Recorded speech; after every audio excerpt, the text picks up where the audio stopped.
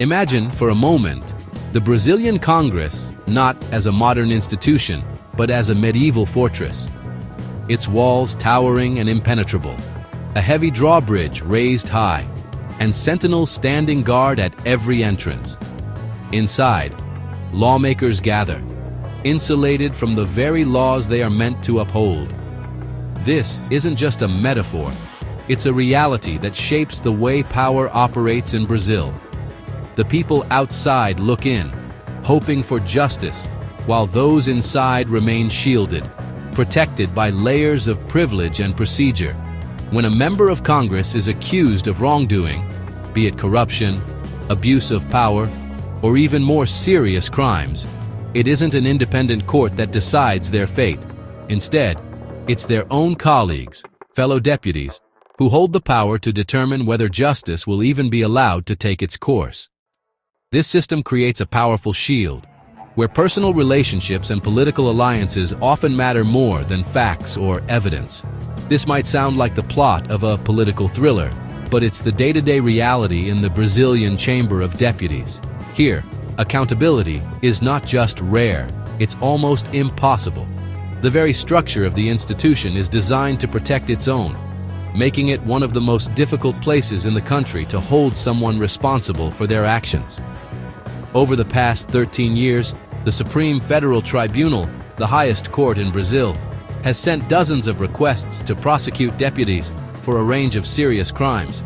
Yet, time and again, these requests are stopped at the gates of Congress. Almost all are blocked, dismissed before they can even be heard in a court of law. The fortress holds strong, its doors firmly shut to justice. The result? A system where politicians protect each other, forming an exclusive club that stands above the law. For ordinary citizens, the promise of equality before the law becomes little more than a cruel joke, a distant ideal, out of reach for most, but a daily reality for those in power. I'm Felipe Castanhari, and today, we're going to uncover the story behind this fortress of impunity. It all comes down to a single rule change, a seemingly small adjustment that transformed Congress into a nearly untouchable stronghold, where accountability is the exception, not the rule. So let's pull back the curtain together and examine what this fortress is truly costing our democracy, because understanding how we got here is the first step toward change. How did Congress build this shield? It started in 2001 with Constitutional Amendment 35. Before then, the Supreme Court could prosecute deputies without Congress's permission. The amendment changed that. Now the chamber must vote to allow prosecution. This was meant to protect against political persecution, but in practice it became a tool for blocking justice. Instead of safeguarding democracy, it gave deputies veto power over their own accountability.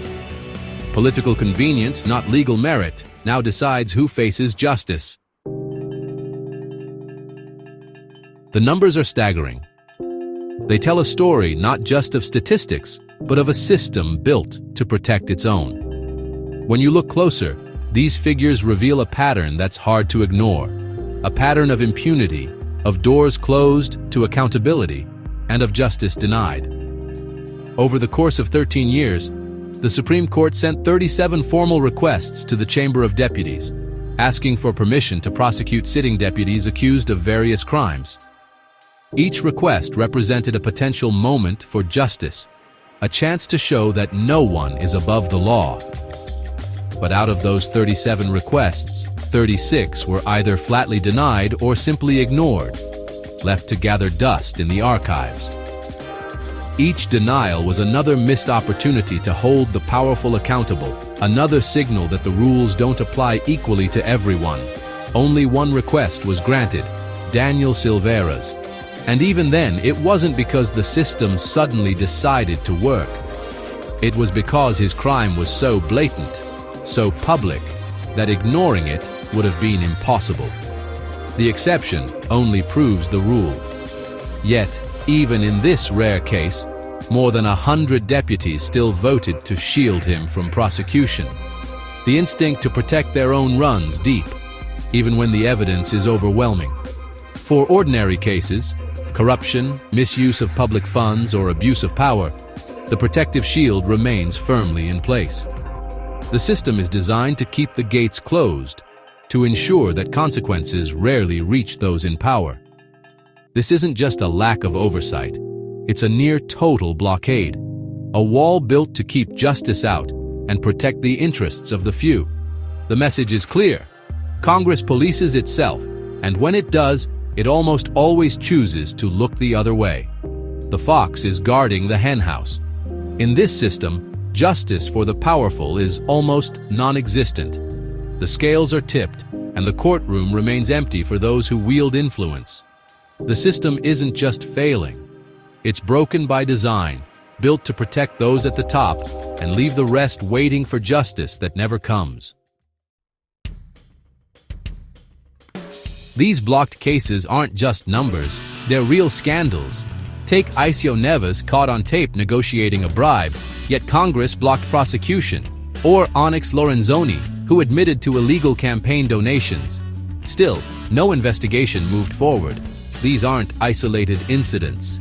Deputies from all parties benefit. The result? Two systems of justice, one for citizens, another for politicians. Each blocked case deepens public distrust. The list of protected deputies is long and growing. The fortress stands case after case. Why do rivals, who seem to be at odds in public, so often unite behind closed doors to protect each other? What is it that binds them together, even when their ideologies appear to be worlds apart? The answer lies not in shared beliefs, but in a mutual understanding of self-preservation. It's simple. Today I save you, tomorrow you save me. This unspoken agreement is the glue that holds together the most unlikely alliances. It's a cycle of favors, a silent pact that ensures everyone in the circle remains protected, no matter what.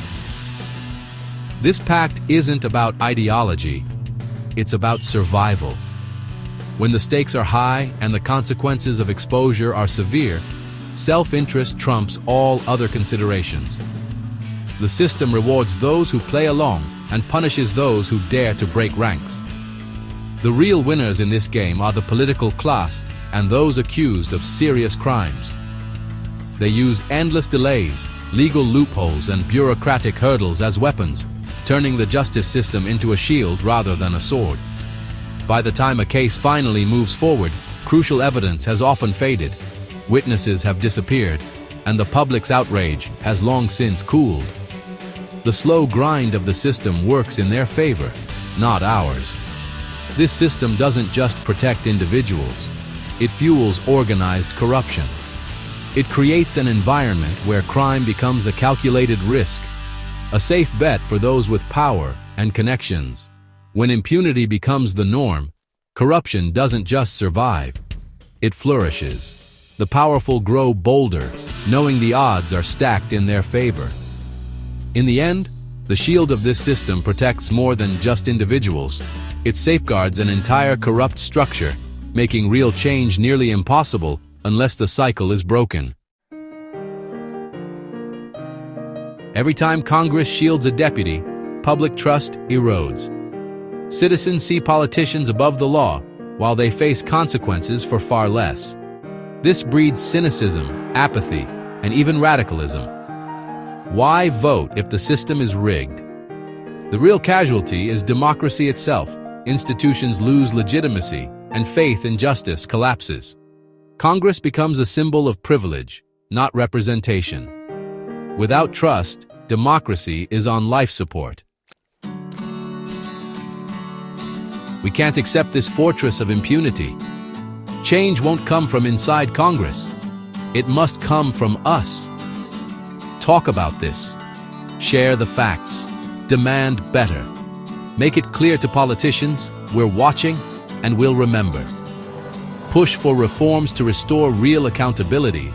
Parliamentary immunity should protect free speech, not crime. This isn't partisan. It's about saving our democracy. Demand transparency, question your representatives, and support change. The time to tear down this fortress is now.